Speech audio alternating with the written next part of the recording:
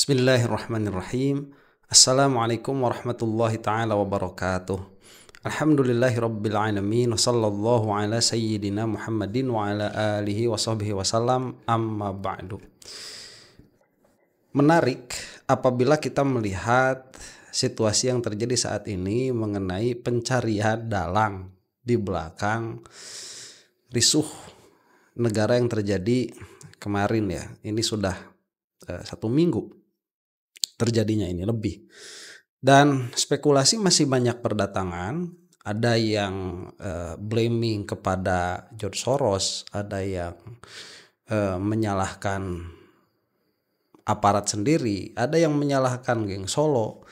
Ini banyak sekali yang berkeliaran. Nah, ada statement bagus ya, bagus dalam tanda petik. Saya melihat ada orang nih namanya Firdaus Owiwobo, Firdaus lah kita katakan demikian ya, yang mana dia juga aktif di dalam permasalahan nasab.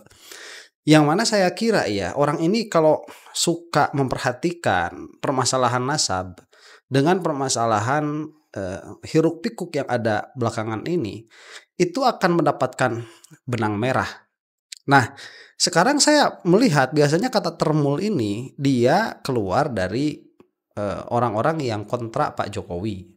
Tetapi sekarang termul ini sudah dipakai secara resmi oleh pendukung Pak Jokowi. Jadi saya melihat orang-orang ini sekarang sudah bersembunyi di balik terang ya.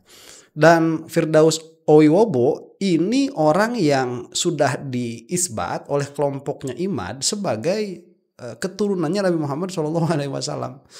Tetapi dalam video yang lain dia itu pernah mengaku juga keturunannya Gajah Mada, kemudian dia juga pernah mengaku keturunan jin begitu. Ini menarik ya. Menarik karena orang seperti ini disebut waras ya. Waras karena dia itu bisa berpikir, kemudian di dalam beberapa hasil fikirnya juga katakanlah waras begitu ya, tepat. Tetapi di sisi lain disebut waras juga ya agak sulit kita ini karena perkataan-perkataannya itu kontradiktif. Yang mana entah kenapa orang-orang seperti ini kok dimajukan menjadi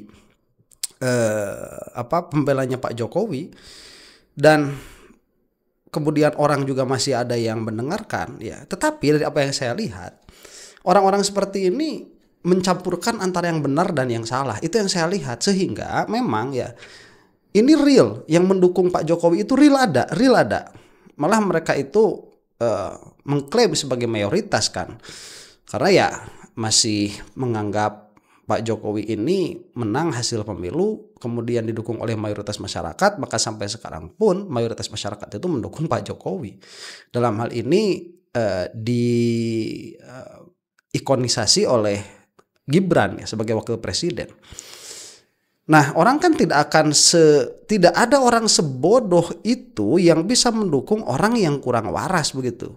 Dalam pengertian bahwa apabila seseorang ini berkata semuanya itu lanturan, semuanya itu adalah ocehan yang tanpa dasar, maka tidak akan ada orang yang percaya. Nah, baru orang itu percaya apabila ocehan yang tanpa dasar itu dicampur dengan beberapa kebenaran. Yang mana ya, ini saya mau ngasih mukadimah dulu sebentar bahwa apabila kita itu memiliki kecurigaan kepada seseorang, sebetulnya yang paling mengetahui tentang kebenaran itu adalah orang yang dituduhnya itu sendiri. Jadi apabila misalkan ada tuduhan terhadap Pak Jokowi bahwa Pak Jokowi ini ada di dalam ada di dalam dalang lah katakan demikian ya, atau yang memiliki andil sedikit banyaknya dari kerusuhan yang kemarin, yang paling tahu itu Pak Jokowi. Kemudian ijazah palsu yang paling tahu itu ya Jokowi. Jadi orang yang paling tahu itu ya orang yang dituduh, apakah dia itu demikian atau tidak. Dan jalan paling dekat kepada kita untuk menyusun puzzle-puzzle yang ada itu mendengarkan pihak orang yang dekat dengan yang tertuduh. Nah, karena kalau misalkan dia itu menolak semua perkataan dan menolak semua isu yang ada, maka itu akan terlihat sekali pembelaannya dan akan terlihat sekali kebohongannya. Tetapi apabila dicampur dengan kebenaran-kebenaran, maka akan terlihat make sense. Dan ada beberapa kebenaran yang saya lihat yang disampaikan oleh Firdaus Owiwobo ini, yang mana kebenaran itu bisa kita ambil sebagai missing pieces untuk memahami secara utuh apa sebetulnya yang terjadi di Indonesia ini. Yang mana ini belum diungkap sama sekali. Tidak ada yang mengungkap hal ini. Jadi keterlibatan antara judi online dan narkoboy itu tidak ada yang menyinggung ke sana sama sekali. Karena memang isunya sensitif. Kemudian bukan berarti tidak ada orang yang tahu, tetapi untuk membicarakannya tabu begitu. Nah, kita akan melihat saya lihat di sini persinggungan-persinggungan dari apa yang akan dikatakan oleh Firdaus Oyobo ini.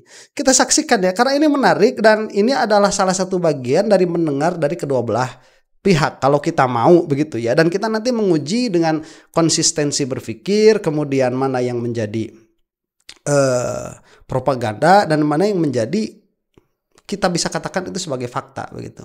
Kita akan saksikan. Hai penonton Ruang Konsensus Unpacking Indonesia dimanapun Anda berada.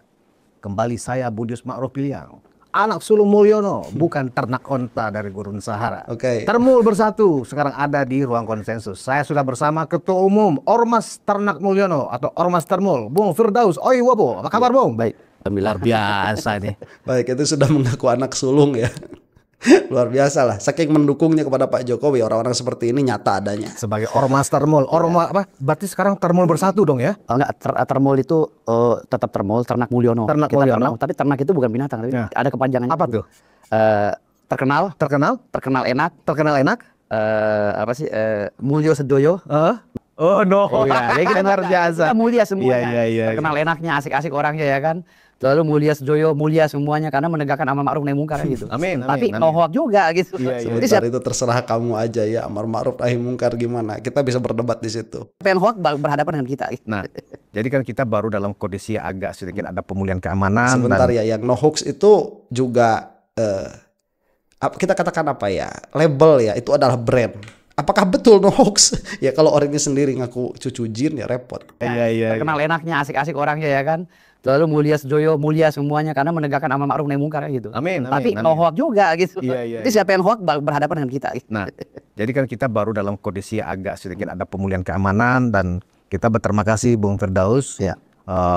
Aparat TNI dan Polri sudah bisa mengendalikan keadaan dan sedang dilakukan semacam proses konsolidasi yang selama ini justru ya selama proses demo-demo anarkis kemarin itu justru yang merasa dianggap sebagai dalang kan geng Solo. Dan orang mengidentikan geng Solo itu dengan Pak Jokowi. Padahal geng Solo itu sesuatu yang goib. Siapa sih geng Solo kan gitu loh. Nah, betul. Saya ingin mendapatkan dulu semacam pandangan Bung Firdaus sebagai ketum Ormas Termul ini ya. Apa yang terjadi sebenarnya pada saat 2-3 hari terakhir ini? Sebentar, Geng Solo itu dia bahasa yang kita katakan begitu ya, disematkan kepada orang-orang pilihan Pak Jokowi yang masih bercokol di pemerintahan atau sedikit banyaknya memiliki pengaruh politik. Itulah sebutkan memang begitu. Itu yang disebut dengan Geng Solo, kesana larinya. Nah, makanya di sini juga ada tuduhan ke sana. Iya, ada sangkaan ke sana. Kita katakan begitu ya, ada sangkaan di belakangnya ini Geng Solo yang bermain. Ya mau bagaimana kita melihat dari dari kejadian yang terjadi, ada dalalah ke sana. Itu yang terlihat. Kalau gini, saya mencoba untuk itu tidak menerima garis ke belakang dulu ya. Penelitian saya secara empirik ya, mungkin bukan penelitian apa sih? Pengamatan saya secara empirik tentang Jokowi, karena saya kan anti saya Jokowi dulunya. Iya. Jadi artinya saya anti banget dengar melihat muka Jokowi udah banget gitu. Iya. Bodoh lah begini gitu kan. Karena saya Prabowisme. Iya. Jadi akhirnya saya berpikiran bahwa coba gua selidikin dulu, bener nih sih kata orang-orang. Iya. Berapa tahun ya saya? Hampir 4 tahun. Saya nyelidiki tentang Jokowi, Gibran kayak apa. Terlepas akhirnya adiknya Jokowi nikah sama om saya kan, Pak Anwar Usman, ketua MK itu. Jadi saya menyelidiki. Kenapa sih orang benci sama Jokowi? Sebentar, ini keluarganya sudah ya. Jadi salah satu yang bisa memalingkan kita itu dari melihat seseorang yang memang hubungan keluarga. Kalau sudah ada hubungan keluarga bagaimana? Dan ini menjadi pelajaran bagi kita bahwa kita ini tidak melihat orang. Jadi kita ini tidak menyerang orang, kita tidak membenci orang, dan kita juga tidak mencintai orang ya. Selama itu bukan ulama. Kita ngobrol dalam wilayah politik. Yang kita lihat itu adalah kebijakan, perkataan, ideologi. Itu yang kita lihat. Siapapun yang memiliki ideologi yang bertentangan dengan ideologi negara, atau siapapun yang memiliki prinsip, yang mana prinsip itu pada akhirnya merugikan mayoritas rakyat Indonesia, ya itulah yang kita lihat buruk dan kita lihat jelek. Kita tidak melihat orangnya begitu. Makanya tidak perlu mendekati Pak Jokowi untuk mengenal Pak Jokowi, itu tidak perlu. Kita lihat saja dari pembicaraannya, kemudian kita lihat dari prinsip-prinsipnya, kemudian kita lihat dari kebijakan-kebijakannya. Di situ saja. Tidak ada urusan dengan pribadinya Pak Jokowi itu sama sekali. Nah, orang ini berpikirnya dari awal sudah salah. Ini sudah bias subjektif begitu melihatnya kepada orangnya. Jadi, saya cari tahu, saya baca literasi yang benar, yang hoak, saya gabungin gini. Akhirnya, wah, ini korban semua Pak Jokowi. Pak Jokowi korban. Korban hoax. fitnah. Oke. Lalu saya bicara sama tante saya, adiknya Pak Anwar Usman, ya kan. Paman-paman, ponakan-ponakan, sepupu kita lah. Gimana kalau lu ketemu Pak Jokowi gini? Baik orangnya. Baik banget gitu loh. Santun dan ya jadi jauh banget panggilan api dengan berita yang kemarin gitu loh. Sebentar. Hanya saja kan om kita ini kan dia pejabat, nggak bisa sembarang statement. Betul. Om Anwar ini jadi artinya Di kita MK hanya itu ya. merangkum. Saya itu mengumpulkan data-data dari saudara, gimana lo di sana kemarin acara dengan Pak Jokowi, sambutannya baik, keluarga kita dan waduh, kita sangat malu sekali karena mereka orangnya halus-halus gitu kan. Jadi Oke, nah ini orang kan tadinya berseberangan dengan Pak Jokowi karena satu dan lain hal ya. Tetapi karena ada yang menikah dengan keluarga dekatnya Pak Jokowi, kemudian menjadilah dekat secara keluarga. Kemudian ditanyakan bagaimana pribadinya. Sekali lagi kita ini tidak menilai pribadi, karena kalau secara pribadi misalkan dikatakan Pak Jokowi ini santun, kemudian omongannya bagus, penerimaannya welcome-nya juga bagus, ya itu kan kepada keluarganya.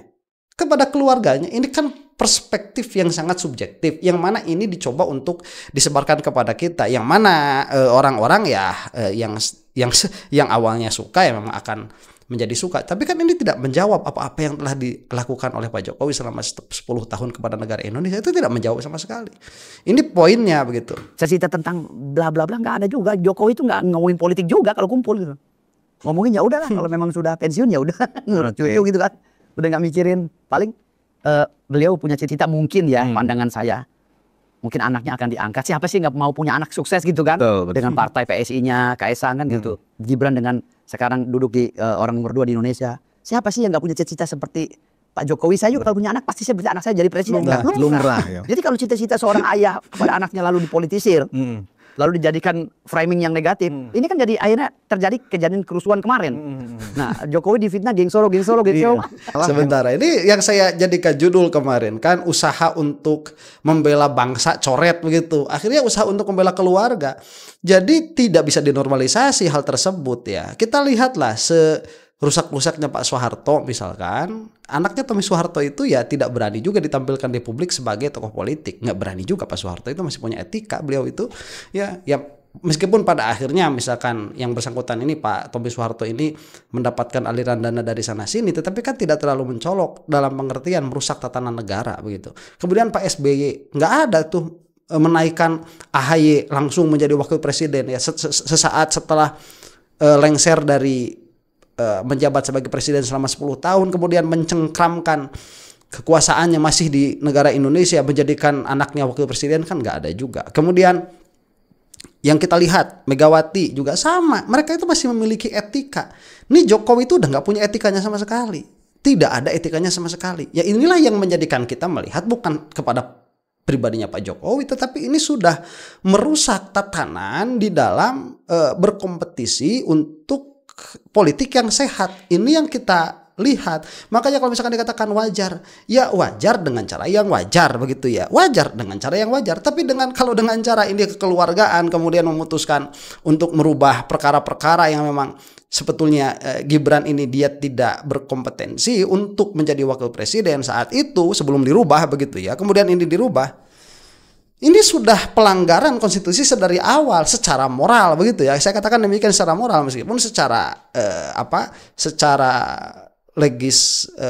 bukan legitimasi ya, secara legal formal itu bisa dikatakan sah karena sudah dirubah begitu. Tapi dilihat di belakangnya, dia tidak akan ada kotoran onta kalau nggak ada ontanya begitu. Ini tidak akan tiba-tiba dirubah oleh pamannya sendiri. Kalau memang dari awal tidak ada obrolan keluarga, yang mana ini memang keluarga, kan akhirnya kita jadi terlihat ini adalah permasalahan keluarga begitu. Jadi ada upaya untuk membersihkan nama Pak Jokowi dari hal ini begitu. Tetapi yang terlihat malah makin repot. Yang ngomongnya cucu jin. Solo ini dianggap akan melengsarkan Presiden Prabowo supaya anaknya naik, kan begitu isunya, kan jahat sekali isunya. Ini Pak Prabowo ini ya Allah ini sama Pak Jokowi bagian adik kakak. Iya. Jadi kita terlalu keji kalau kita memisahkan dua orang yang sudah harmonis ini gitu loh.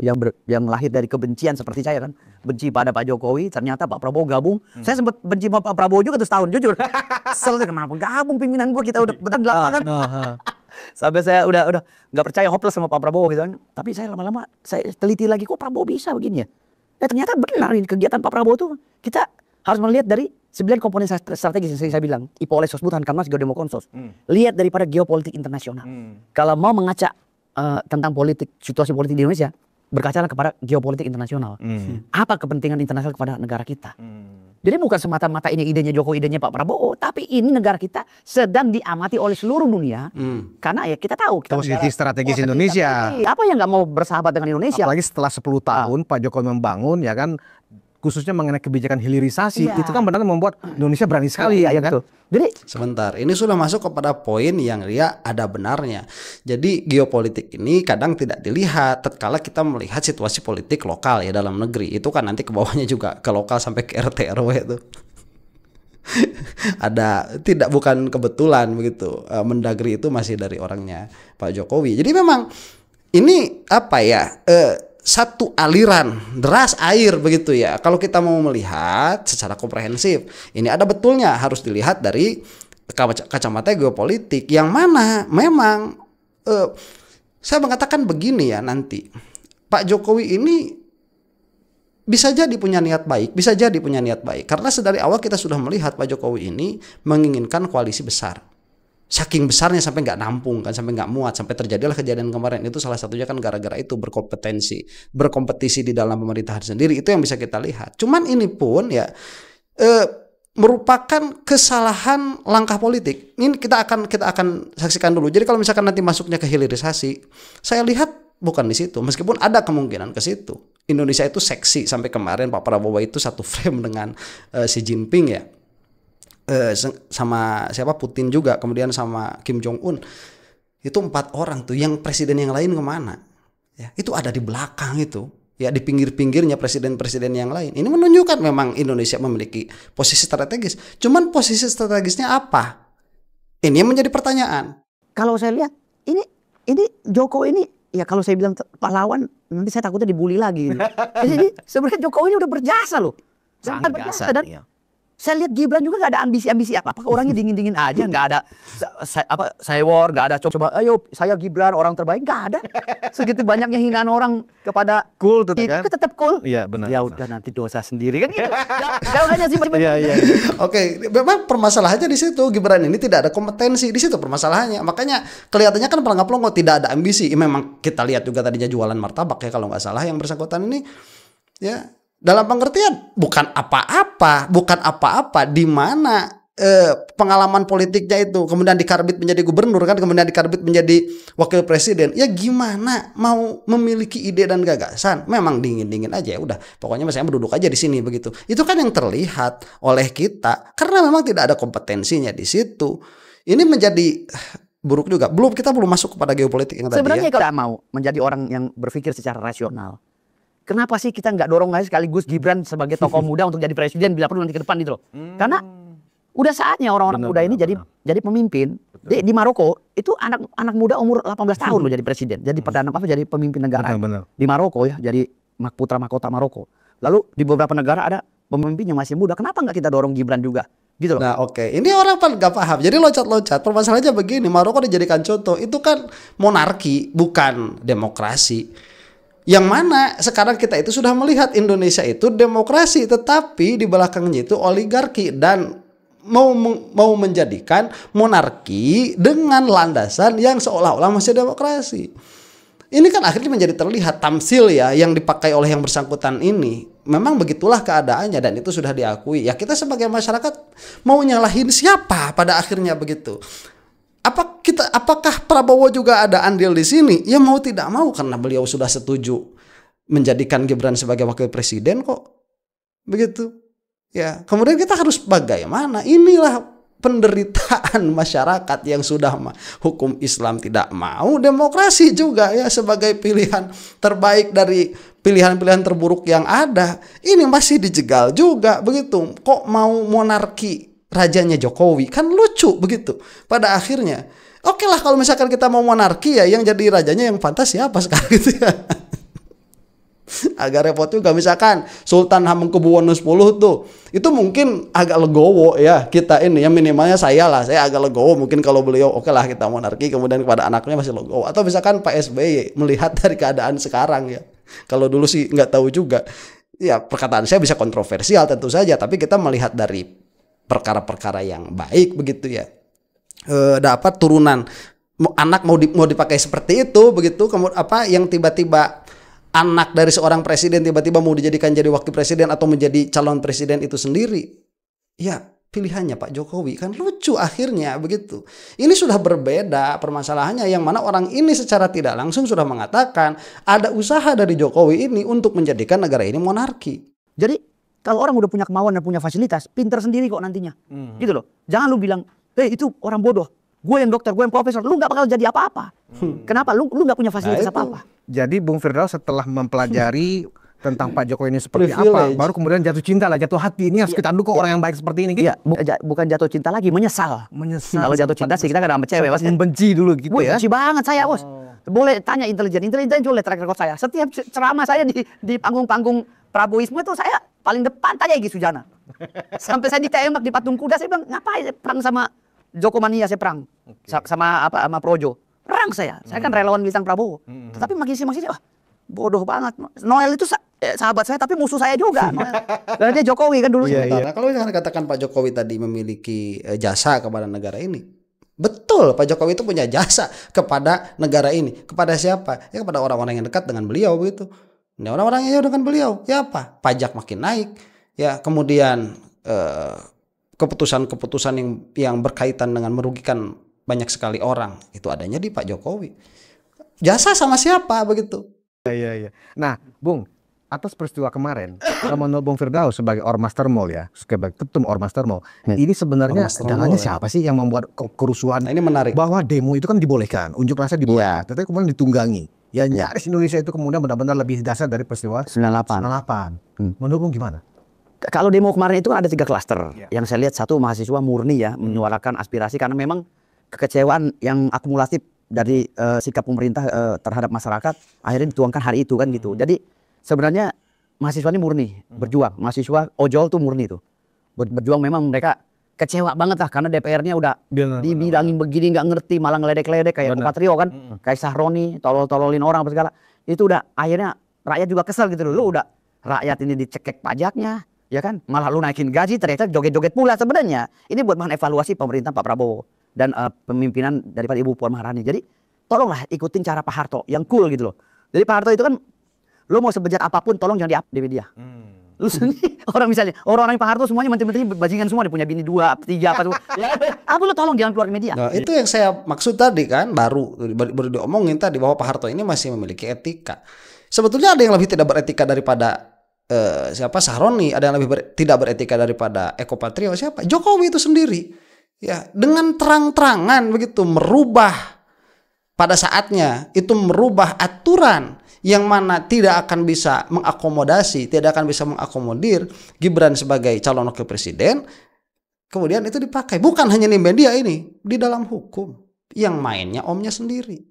Diam aja gitu. Jadi kalau sekarang ini kan banyak yang mau ikut jadi YouTuber gitu loh. Pemerintahnya, menterinya apa mau jadi ikut jadi YouTuber, joget-joget. Ngapain? Iya. Oke. Itu udah nggak pantas lagi zaman sekarang. Pertama memang murni masih sebagai aspirasi dan memprotes kebijakan DPR yang kemudian juga bermewah-mewah dan foya-foya di tengah kesusahan masyarakat. Oke. Itu klaster kedua apa? Enggak, klaster pertama itu saya dukung pertama. Saya nggak karena berstatement. Mereka kecewa dengan Sahroni. Padahal saya ikut berstatement. Sahroni kamu jangan begitu.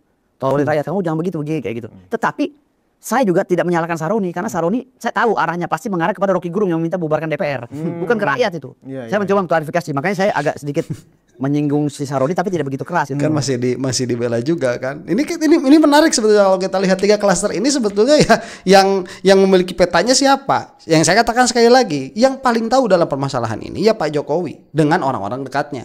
Cuman ya tidak akan banyak Pak Jokowi taunya, orang-orang dekatnya juga tahu. Dan kalau misalkan ini orang-orang dekatnya tahu kemudian diberikan sebagai informasi kepada kita dan kita bisa memilih memang betul-betul itu adalah informasi, kita bisa menjadikan itu missing pieces dari puzzle yang coba kita bangun untuk memahami apa yang ada di belakang ini. Itu klaster pertama itu ya. Makin banyak ocehan-ocehan klaster keduanya tadi itu. Masyarakat kecewa dan Eko Patrio dan lain-lainnya. Akhirnya yang keduanya ini sekarang udah Eko Patrio pecat aja lah. Gitu. Makin mengada-ngada gitu loh. Rakyat udah protes begini masih ngeledek-ledek gitu.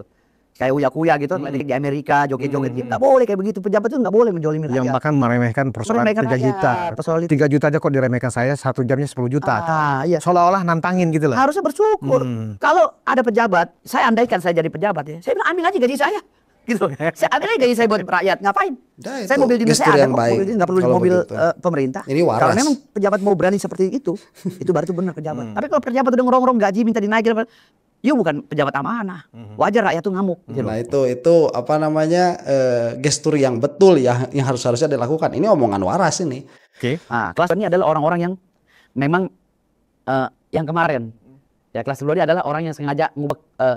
Memang tujuannya memang bikin rusuh. Ngubek karena mereka berlawanan politik dengan geng Solo. Ya seperti Roy Panci dan Rismo. Orang-orang kalah pilpres lah. Ya, nah ini klaster kedua nih. Jadi masuk bahwa wah iya benar ini enggak benar ini Solo ini yang agak gitu. Iya. Tuh identik mereka. Oke. Nah, klaster ketiga ini para mafia-mafia yang kesel sama pemerintah Pak Prabowo. Klaster ketiga ini yang bahaya. Oligark hitam. Ya, ini yang menunggangi ya. Kartel. Ya, berarti yang bawa masukan mungkin barisannya Riza Khalid itu ya, yang disebut-sebut RC. Ini loh, saya nggak bisa berbicara, tapi ini pengusaha-pengusaha hitam yang kecewa dengan kebijakan Pak Prabowo. Oke, di sini kita berhenti ya. Ini kalau ada yang mau videonya datang langsung saja ke YouTube ini Unpacked apa begitu namanya ya. Ini memang termul dan mereka sudah mengaku. Jadi golongan yang ketiga ini, klaster yang ketiga yang dia sebutkan ini yang memang mengacau. Siapa itu? Mafia-mafia, kartel-kartel. Bukan Riza Khalid, bukan. Itu kemarin sudah ada orang-orang mencoba supaya Riza Khalid ini menjadi sorotan. Gak ada yang kena begitu. Bagaimana caranya itu? Gak bisa. Dia itu koruptor, iya. Bagaimana cara dia itu mengakomodir semua ini kalau misalkan dia memang tidak memiliki jejaring di dalam pemerintahan itu sendiri, agak sulit begitu eksekusi planningnya kalaupun memang dia punya plan. Yang mana kartel-kartel ini, jadi kartel-kartel ini disebutkan ya di belakangnya apa? Saya sebutkan saja kemungkinannya begitu ya, mana kemungkinannya bisa jadi benar narkoba dan judi online. Itu salah satunya tuh. Salah duanya lah saya sebutkan begitu. Siapa yang bermain di situ saya tidak mau menyebutkan. Ya, kenapa tidak mau menyebutkan? Bahaya, Bos. Cuman kita tahu, nah ini ada ya. Ini ada. Pertanyaan kita pada akhirnya begini, apakah ini ada hubungan dengan Pak Jokowi atau tidak? Atau malah dengan sebagian yang ada di pemerintahnya Pak Prabowo, ini ada hubungannya atau tidak? Itu yang menjadi pertanyaan besar kita sebetulnya. Begitu. Yang mana ini kalau misalkan diungkap, bisa terungkap. Kalau tidak mau diungkap ya sudah tertutup. Ya sudah, bangsa Indonesia tuh begini saja. Sedari zaman siapa saya tidak mau menyebutkan. Cuman memang seperti ini normalisasi pada akhirnya. Normalisasi kehidupan malam, normalisasi judi, kemudian normalisasi madat. Itu terjadi loh sekarang itu. Dan ini tidak disentuh sama sekali. Dan apabila disentuh akan banyak orang yang terpapar. Dan saya melihat ini adalah usaha untuk menyebutkan sebagian kebenaran supaya spotlight kita masuk ke sana dan tidak menghubungkan dengan yang tidak disebutkan begitu. Ini ada usaha yang dari apa yang saya lihat begitu ya. Yang menjadi pertanyaan besarnya kemudian tetap ya siapa secara definitif ya. Kalau memang misalkan ada yang mau membuka akan terbuka, kalau tidak ya kita tunggu saja. Mudah-mudahan Allah Subhanahu wa taala memberikan kita kebenaran. Wallahu taala alam bisawab. Assalamualaikum warahmatullahi taala wabarakatuh.